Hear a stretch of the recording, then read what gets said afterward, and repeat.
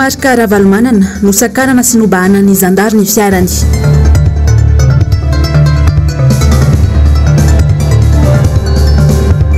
Vahoaka ny Mangamila miandrandra ny filomarika Ravalomanana.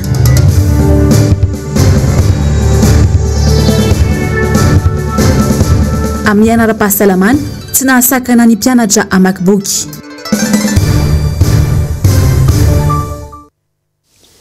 Sabotsy fadimy volana Jona ny taona 2024 manolotra ny araba ary tompo kilasy tompo vavy tonga soeno anatin'ny pejy fampahalalam-baovao ny MBS izao alina izao manasa anao tenako anaraka ny fotoana ny vaovao hatramin'ny farany.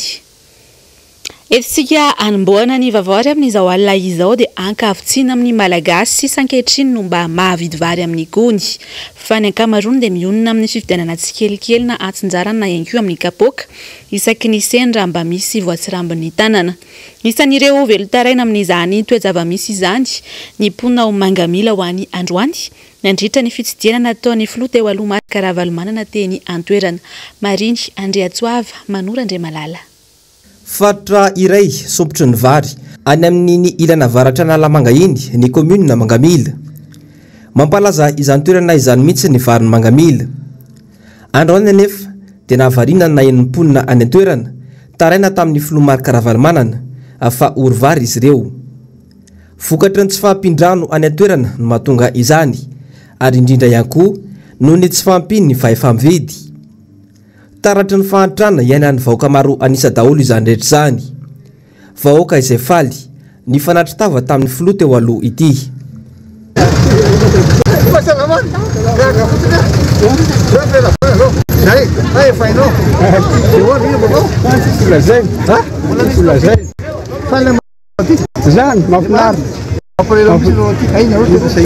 Sahirana ty tena sahirana ty Jona faly mafantatra mahitanao zao makatỳ aloha mijery ana ty mafinaritra dia mihaino ny tenin'olona rehefa avy eo tonga le vahaolana amin'izay sotranao satria aty aminareo izy tena mamokatra be ny olona ty olona mafinaritra. Salama e ina vaovao mafinaritra vangivan zay aty sa mamangitsy sy mbola mitondra le vahaolana sahira eny ary no zany dia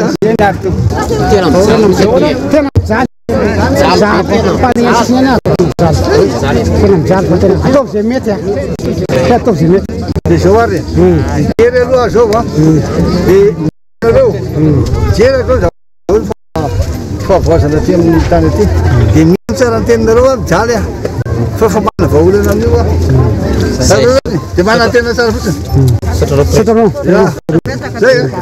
nananarotra any an-tsena ihany koa ireo vokatra ny tany tao amin'ny tsena ny Mangamila ihany koa moa ny filoha marika Ravalomanana ary toy ny mahazatra dia nividy mofo ny fampizarany tamin'ireo vahoaka nanaraka azy izy.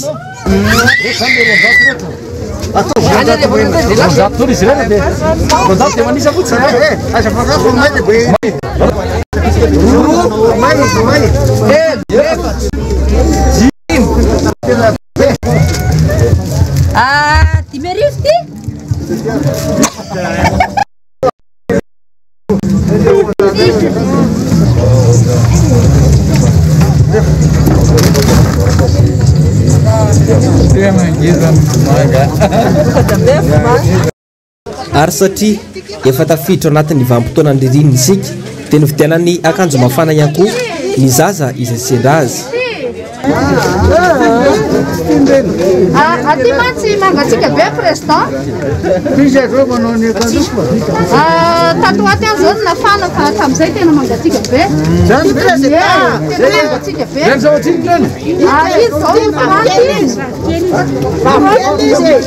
kely fa mety amin'ny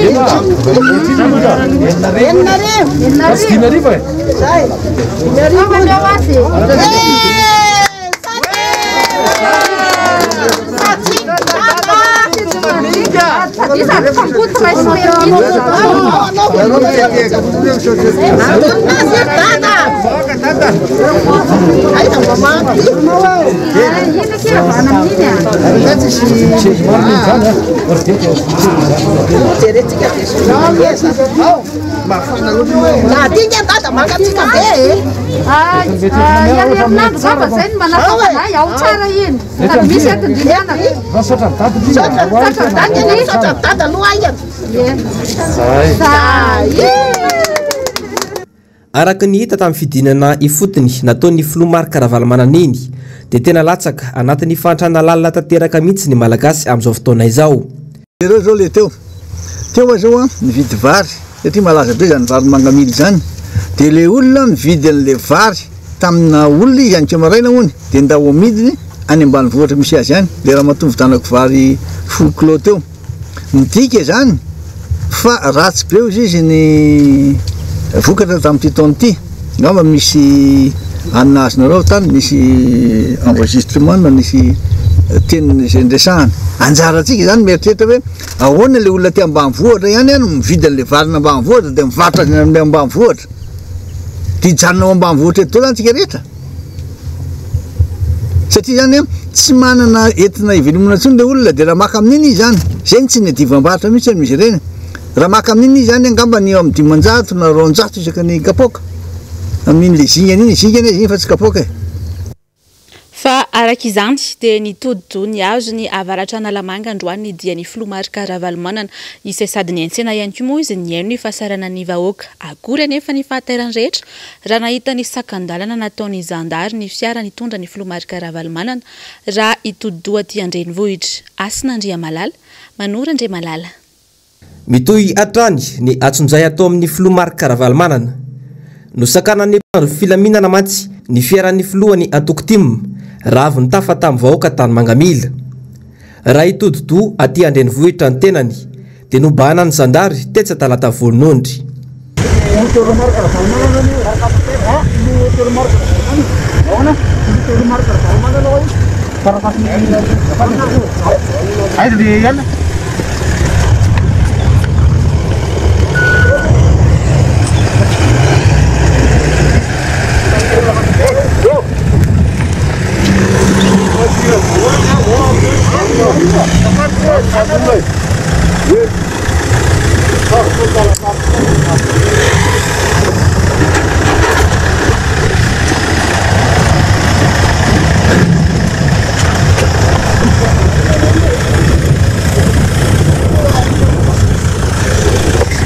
Mbola sakanany mpitandro filaminana fandroany indray ny fiara nitondra ny filomarika ravalomanana teo lazaina izay niteraka fahasorenana ho an'ny mpampiasa lalana noho ny fitohanana lavareny nataony ny mpitandro filaminana.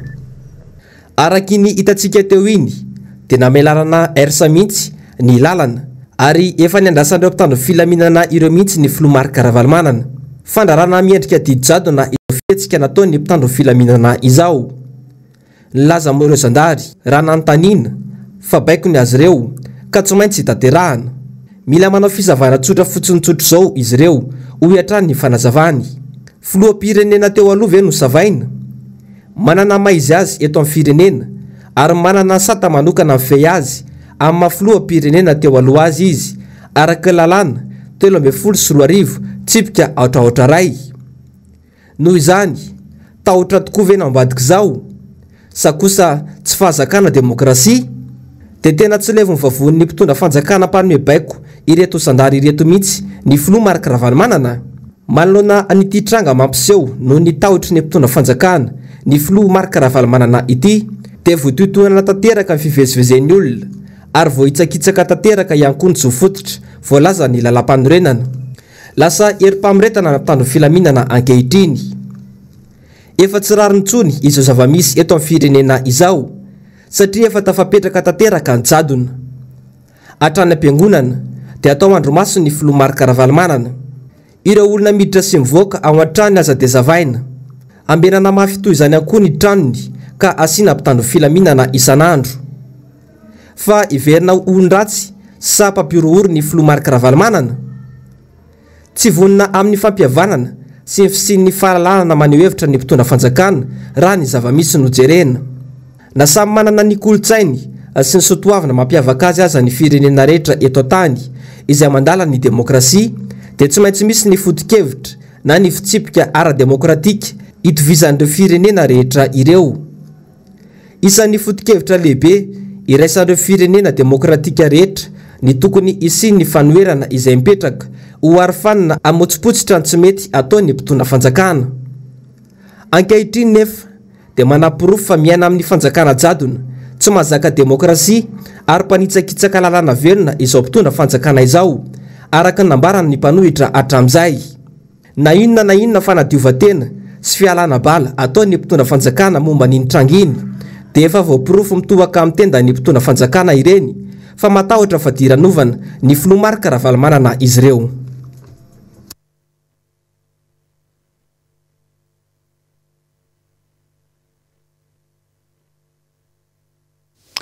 Eo amin'ny lafim-baovao fatanteraka kosa indray dia feno roa taona sy tapany ny 20 Jona ho avy izao niveliny rano ny filoha ankehitriny anisany ny fahazahoany rehetra rano sy angovo izay fanao tamin'ny vahoaka malagasy aiza nefa ny fanatanterahana izany amin'izao fotoana izao.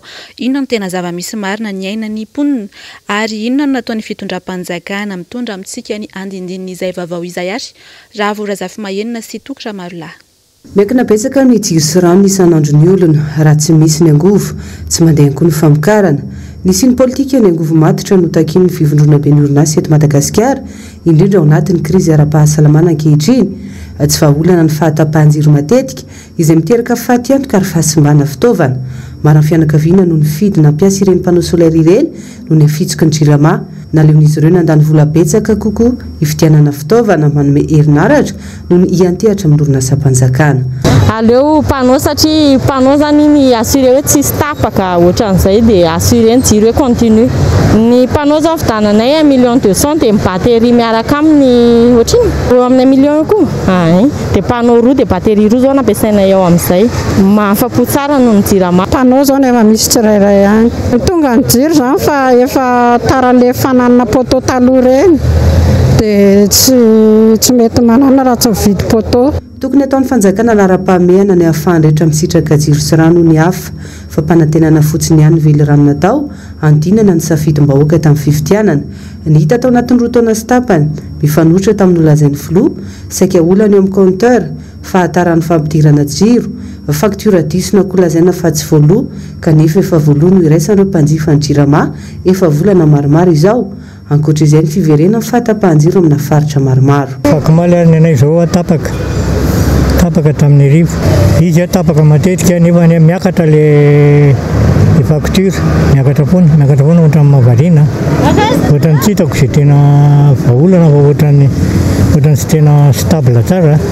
Sosokevitra zany dia tokony atao lara-pahamehana mihitsy jiro. Raha ny tena izy tokony mba miezaka kely ny fanjakana zany mba ampidina kely sy mba ame jiro rehetrarehetra mba hoe isa-tokantrano zany mba samy manana jiro sy mba miezaka no midiram-bola na ny asa raha amin'ny asa mba ame asa ho an'olona tsirairay. Etsy andaniny tsy mbola nahita mba olana ihany koa ny resaka famatsiana rano. Efa nisy ny fizarana rano ataon'ireo fiarabe mitety toerana saingy tsy ampizaraina izany.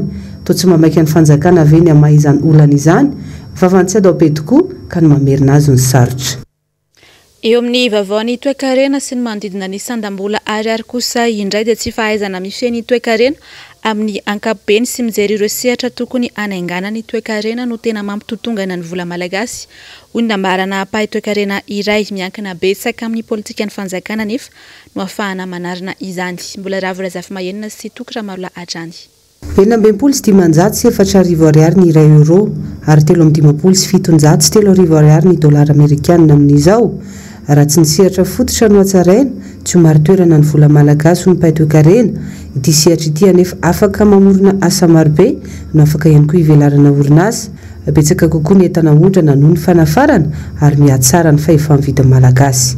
Le rafitra toe-karena mihitsy zany mila amboarina satria raha vao tsy miankina ty amin'ny sehatra fototra ianao ka manodina mba ahafahanao manondrana dia kendatra eo ny toekarenanao ka miresaka hoe tsika hoe famerena vola vahiny satria tsika nanondrana entana manahoana zay abetsaka zay entana naondrana zay tsika malala tsara fa mbola miiba mihitsy zany dia tsika mifandrarana entana io anatreha ny fanafarana entana ka raha mbola ny fanafarana entana foana no manatombo a dia dika zay mamoaka vola vahiny foana tsika any zany no tsy maintsy jerena ahoana zany ny afahantsika koa hoe mampiditra vola vahiny dia tsy misy afa-tsy mifanondranana ihany a vokatra voahodina eto atoerana tsika nefa fantarantsika ny sehatra faharoany atsika tena osa dia osa satria ny orinasantsika zany a be dia be ny nakatona iny moa zao dia amiko dia fitady soana be vavy iny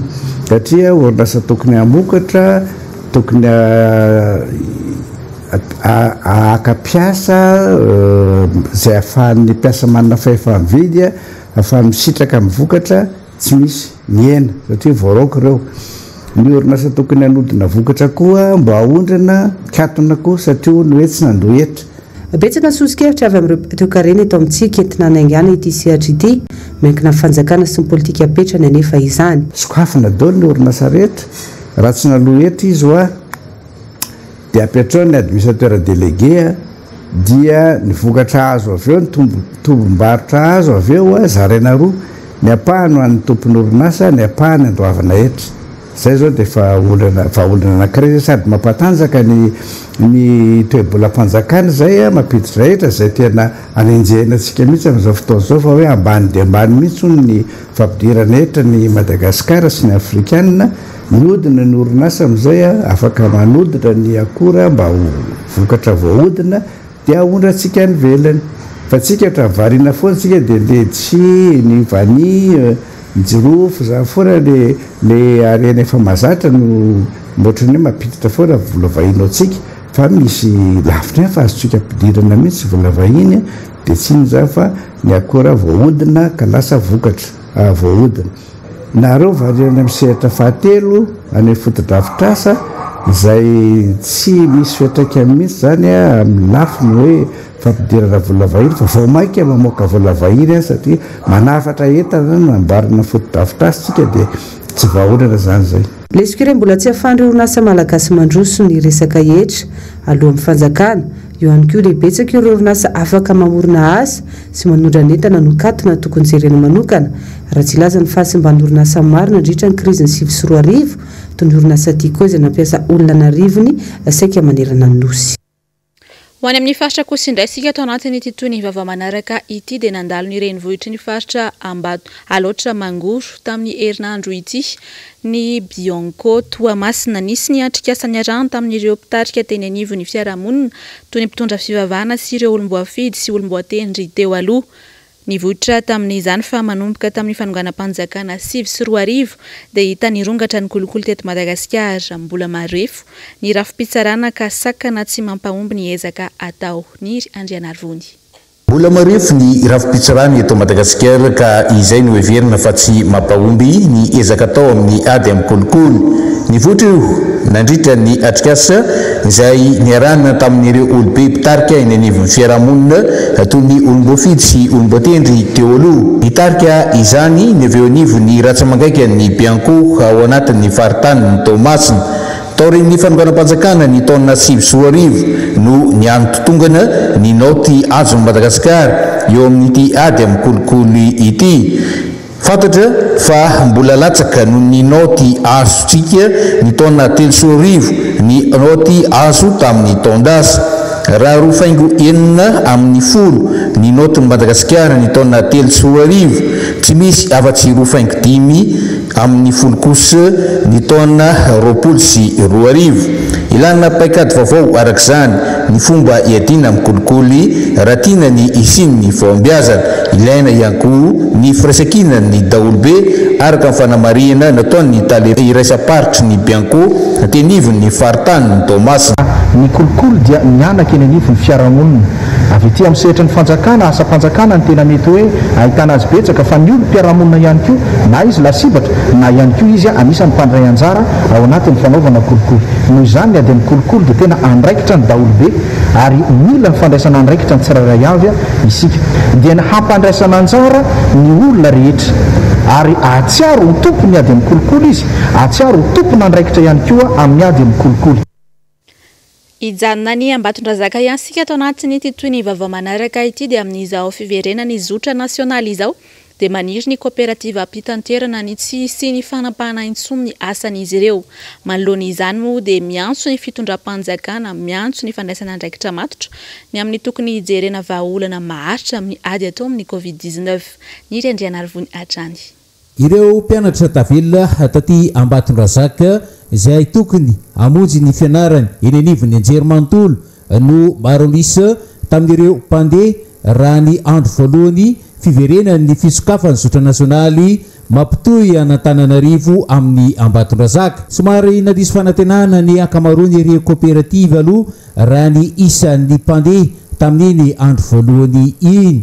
No mariny ny tompondraikitry ny kooperativa iray fa efa mazatra ny fiovaovany ny isan'ny mpandeha ao anatin'ny vanim-potoana tahaka izao satria mazana dia miovaova trany izay isan'ny mpandeha izay na ny miakatra miazo an'Antananarivo na ny midina makaty Ambatondrazaka. Eo anatrehany nefa dia anisan'ny etaeta ny kooperativa ny mba ametrahany ny fitondram-panjakana lamina matipaika amin'ny ady atao amin'ity Covid-19 ity ka tsy atapatapaka ity asa fiveloman'izy ireo ity satria dia manahirakirana ihany hoy izy ireo amin'izao vanim-potoana misy izao raha mbola isy izay efa tapatapahany izany resaka zotra nasionaly izay raha teo izy ireo dia tsy anisany ireo mba nahazo ny tosika avy amin'ny fitondram-panjakana ary dia miady irery ao anatin'izay tsy fisina izay.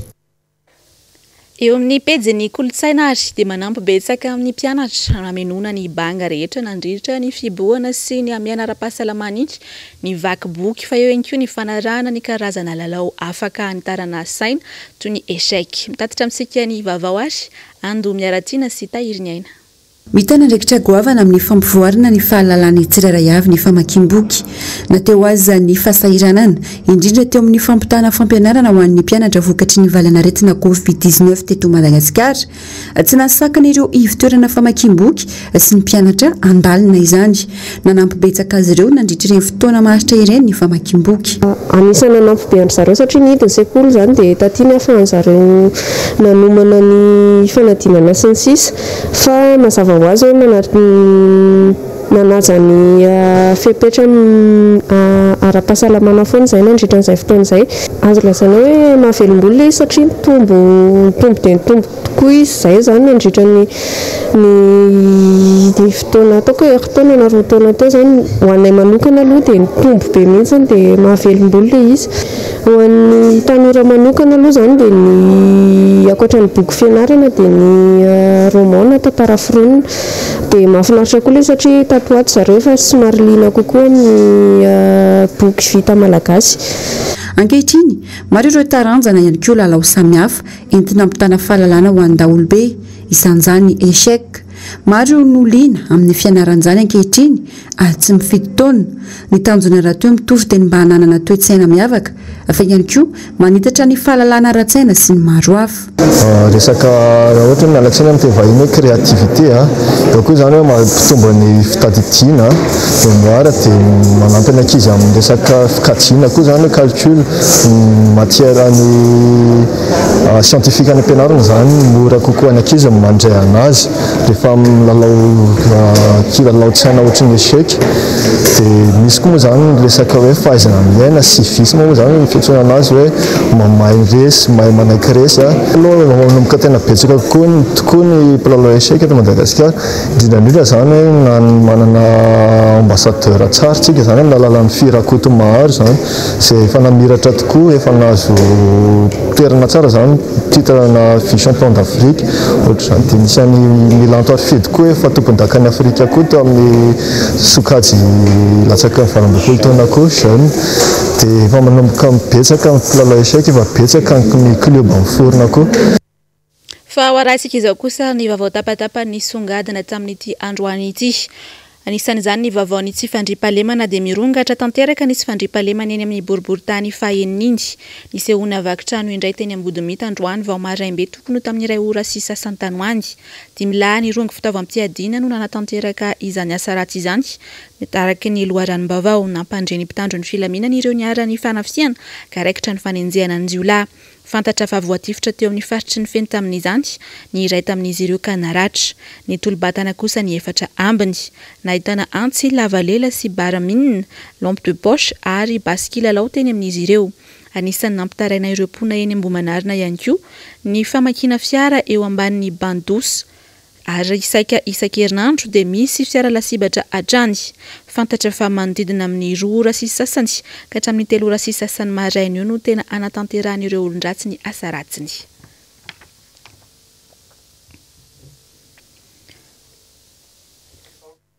Fa nisehoana lozam-pifamoivoizana tany amin'ny lalam-pirenena faefatra teo Mahevatanana io maraina io. Fiara fourgon mpitondra entana no nifandona tamin'ny fiara sprinter tamin'izany. Araka ny voalaza dia olona 3 no maty tsy tradrano ka ny mpamily ny fiara niaran-doza ireo ny 2. Maro ihany koa ireo olona naratra ankoatra ny fahasimbany fiara. Ratsahivina dia Vaomaly no nisokafan'ny lalana ary anisan'ny faritra betsaka olona niazo ny faritra indrindra ny amin'ny lalam-pirenena faefatra iny. Fa ivitoerana 3 ahafahana manao vaksiny fanefitry ny Covid-19 no nisokatra ny Nosbe. Ireo mpiasa ao amin'ny kompani mpitanterana anabakabaka Ethiopian Airlines, Airlink ary Tsaradino no roso tamin'ny fanaovam-vaksiny. Izay ho an'ny omaly zoma faefatra ny volana Jona 2024. Vita vaksiny omaly ihany koa moa raha ny voalaza ny mpamily taksi sy ireo mpiasa samihafa ao amin'ny seranam-piaramanidina sy misehatra amin'ny resaka fizahantany any an-toerana.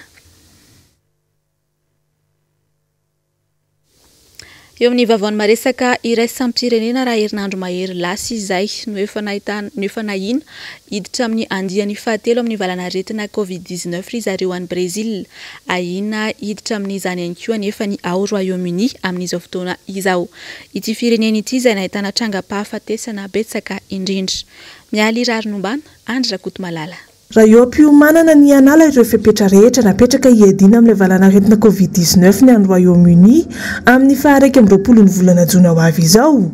Manana fitombony ireo olona mety ho voan'ity valanaretina ity indray ireo mpitsabo sy ireo siantifika any an-toerana noho ny fiparitahany ilay variant Delta. Ity farany izay fantatra fa anarana vaovao nomena ilay variant indiana ihany. Voamarina ary voasambana no nisy valanaretina io tany amin'ireo tanàna manakaiky ny Manchester ka tsindriana manokana ao anatin'izany ny tanàna Darwin sy Blackburn.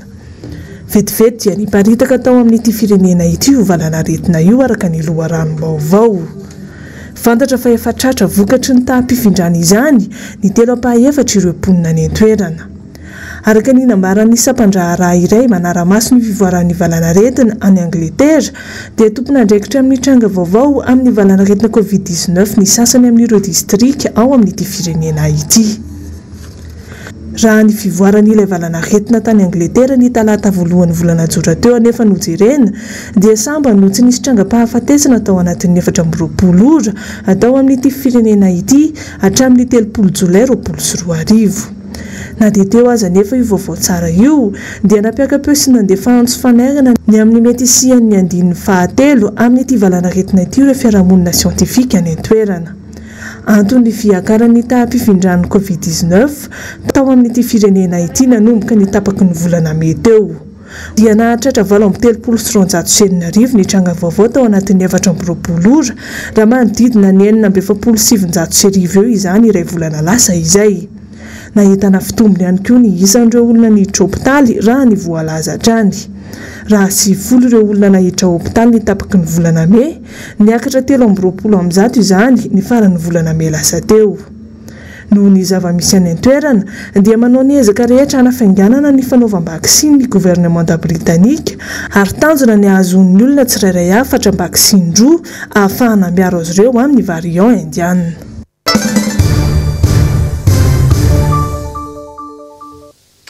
Fa ny distrika Nanjorobe izay misy ny commune Mangamila moa dia mifanolobodirindrina amin'ny distrika Navaradrano. Mandalo fotoan-tsarotra ny tantsaha ankehitriny eo amin'ireo faritra ireo maina mantsy ny tany ka mijaly izy ireo noho izay tsy fahampindrano izay tsy afaka mamboly ary tsy misy ny sakafo. Tsy fantatra izao gouvernemanta ankehitriny izao raha mba mahita izany fahavoazana mahazo izany tantsaha izany ka hitondra vahaolana. Manoloan'ireo dia nitondra ny fomba fijery ny solombavambahoaka ny distrika Navaradrano. Fanampanazavana. Ty faritra ny Zoropety dia ny fambolem-bary. Eo ihany koa ny fanaovana saribô. Ary saribô eto amin'ny faritra ny Zoropety ny tena mamatsana Antananarivo. Ohatr'izay koa ny vary koa misy an'ilay atao hoe vary betatao dia misy ihany koa ilay atao hoe botramanitra avy aty Mangamila.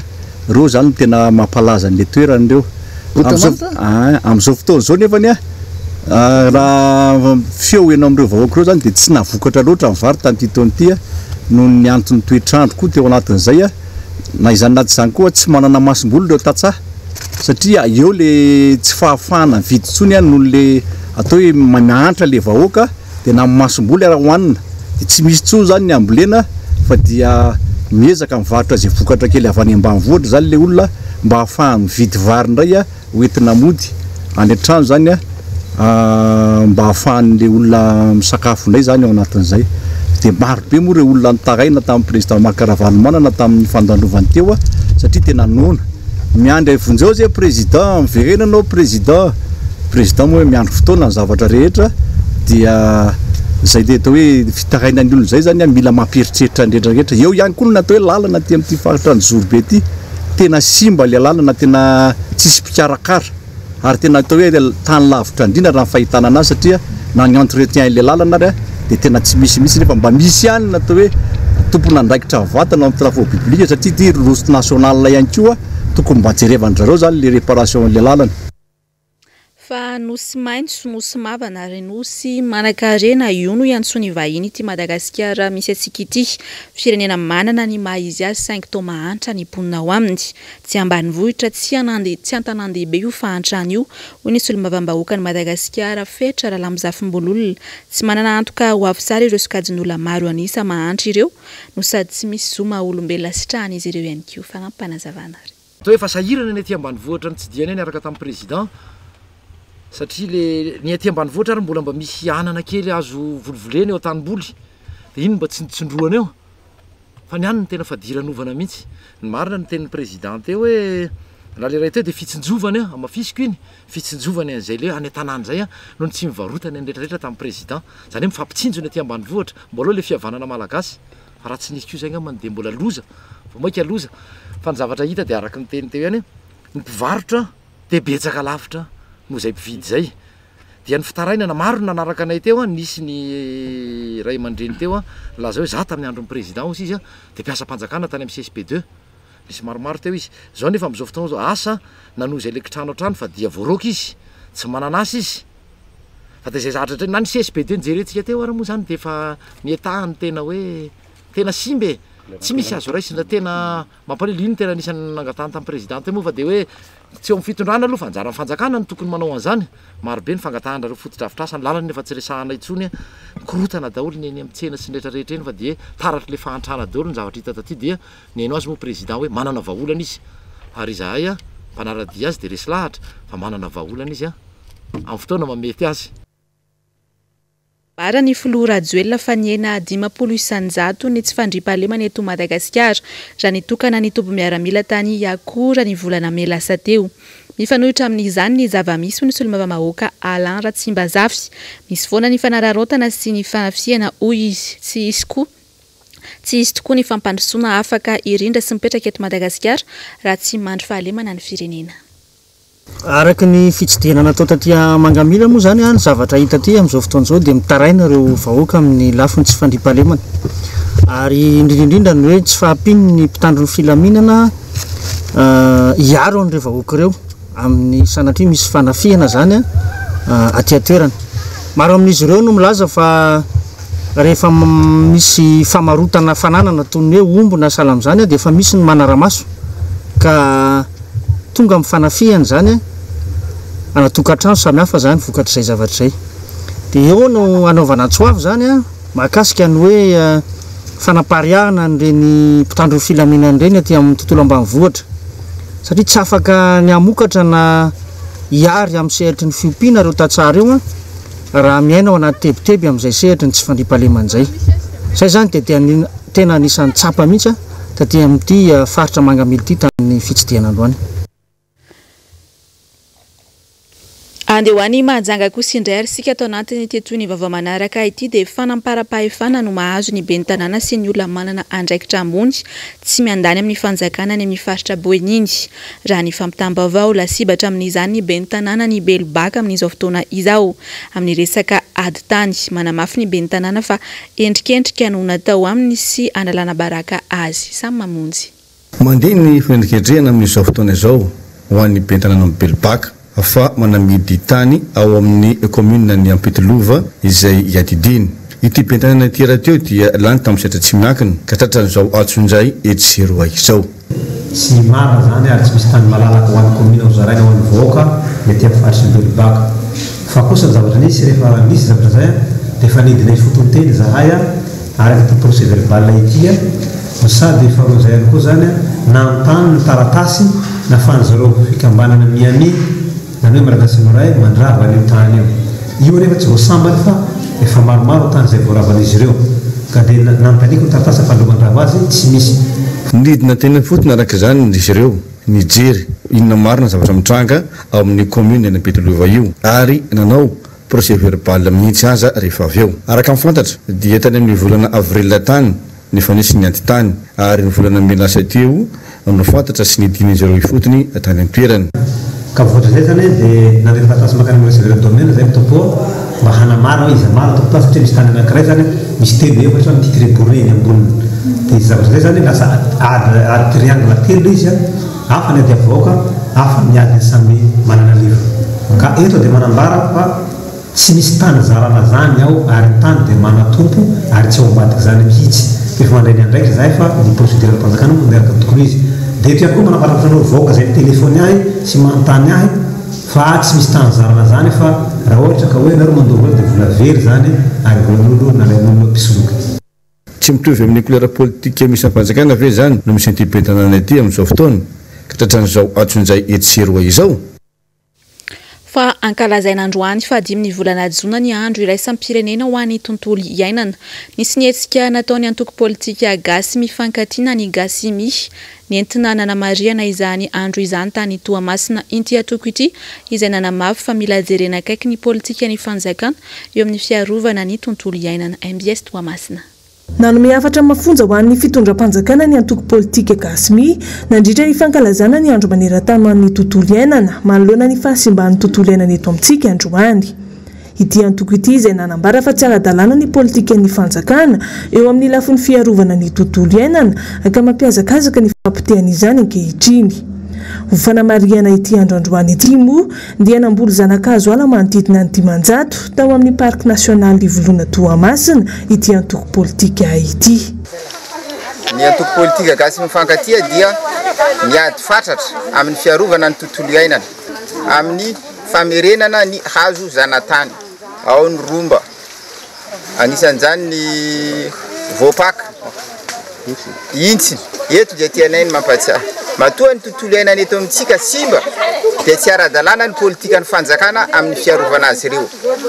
Ny ala iarovana any amin'ny faritra nefa ny vola sy ny fahefana any amin'ny fanjakana Foibe any Antananarivo daholo ka dia mangataka zay anatanterahany fitondram-panjakana ny famendranany tandrifim-pahefana amin'ny volom-bahoaka tsy zara-pahefana fanatanterahana zany ny transfert de compétence amin'ny commune satria tokony any amin'ny commune zany ny vola iarovana ny tontolo iainanareo fa tsy any amin'ny ministère ny tontolo iainana any Antananarivo. Mbola manana velarantany lehibe azo amboleka azy ity parka ivoloana ity ahafana mandrakotra ala sy iarovana ny tontolo iainana araka ny nambara ny tompon'andraikitra iray any an-toerana. Misy eo amin'ny 20 hectare eo zany parka ivoloana mbola hoentina mamboleka kakazo dolo amizao dia mbola teknika ampambolena zany misy karazana kakazo eo 10 eo zany izy nataony ihany dia le tanjona moa zany amin'ny famboleka kakazo atao amin'ny parka zany hoe magnala tsikelikely an'le hazo vahiny dia mametraka an'le kakazo ala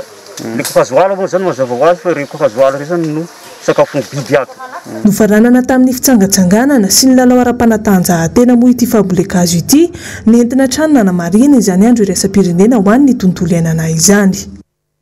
Fa ny toeandroany kosa moa ny fizarana fanampianandiany faharoa ny mpanakanto anatin'ny tontolon'ny mozika ny teo anivon'ny miara-manonja sy ny vondrona RMDM no ny solotenany antoko-panohitra androany tetsy ampandrana. Ireo izay tsy nahazo nandritra ny andiany voalohany moa no nomeny izay tandrify azy tamin'ity androany ity. Nambiny Tsovelo sitraka sy tahiry aina. Ny sitraka fanampiana avy amin'ny antoko-panohitra ireo mpanakanto misehatra amin'ny mozika androany. Hita tao avokoa na ny mpitendry na ny mpandisy ireo rehetra mpikambana ao anatin'ny tarika iray. Tsy manao anjorom-bala azy ireo ny ao anivon'ny miara-manonja. Hita taratra izany tamin'ny fandraisana ireo mpanakanto. Antsonareo dia namaly ny antso izay satria vokiava mahatratra ary tolo-tanana no fanomezantsika tsika rehetra ireo malagasy daholo fa tsy misy hoe avahana na inona izay no mahatonga anay hiteny hoe ny zavatra izay atao rehetra dia tsy noho izay fa noho ny antso nataonareo amin'ny alalany mambe artista dia natao zay ary zay indray nampitan'izay afatra zay amin'ny namana rehetra izay mieniny miara-mahonja. Misy fanavakavany eto amin'ny firenena na dia samy mpanakanto aza. Nisy tamin'ireo mpanakanto sasany no nahazo volabe avy amin'ny fitondram-panjakana noho ny antony tsy maintsy nanafoanana amin'ny fampisehoana izay nataony nandritra ny amiana ara-pahasalamana hodin'ny fanjakana tsy hita nefa reto sasany reto. Fête de lundi de Pâques dia nisy mpanakanto nanao organisation miaraka tamin'ny organisateur zany mazava ho azy dia rehefa tsy afaka natao ilay fampisehoana dia namena remboursement. Ny ray tamin'ireo mpanakanto ireo fotsiny nahazo 40 millions de francs. Dikany raha tianao président André amin'ny mpanakanto aza asiana tombo siana fa ampitovio io tsisy hoe malaza tsy malaza fa samy mitady baba ozy mambe zay ka raha tsy mamaly an'irety mpanakanto tonga eto reto anao dia ho avoakako ny anaran'ireo artiste reo sy ny organisateur reo ny vola azony ao anatin'ny miara-manonja anaovako ampamoaka zay. Nanamafy izany moa ny solotenan'ireo mpanakanto ireo ary nambarany fanahiliky ny fitondrana mihitsy izy ireo kanefa dia niaina tao anaty fahasahiranana lalina. Fangatana vary le izy, fangatana aidy. Fa ry zareo any manao manody razo politika. Ny tanjona zany miandry avy any amin'ny fitondram-panjakana. Mitandry izay mihitsy ny tanjona zany. Mba ho fandondomana ny zareo hoe mietsehanareo fa efa tena loza. Efa loza mahazo ny mpanakanto madinika mpanakanto tsy hoe madinika koa fa ny olona mivelona amin'ny zava-maneno. Tsorana ny miara-manonja sy ny lehibe mpitarika miara-manonja président Ravalomanana tena tsy voavalinay le izy fandriamanitra ambony mamaly izy aminazy. Dia izay koa no mamarana ny fotoana ny vaovao tamin'izao alina izao mankasitraka anao nanaraka izany hatramin'ny farany mametraka ny veloma mandrapitafa ho amin'ny manaraka indray tompoko.